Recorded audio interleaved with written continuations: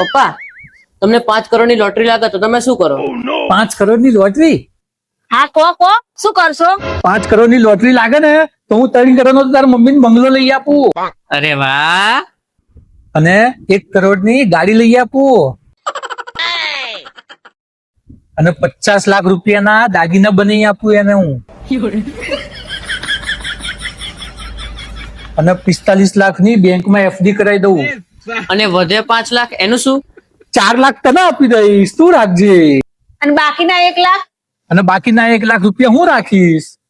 આટલા શું કરવા છે તમારા પૈસા? મારા ચક્કર ચાલે છે શું? આટલા તો ખર્ચા વધી ગયા છે. હું રાખી લઈશ પૈસા. દઉં 1 લાખ? ના ના ના ના, એ તું રાખજે હો, મારે નહીં જોઈતા લાખ રૂપિયા. હું રાખીશ લાખ રૂપિયા. આયા મોટા ના જોયો હોય તો.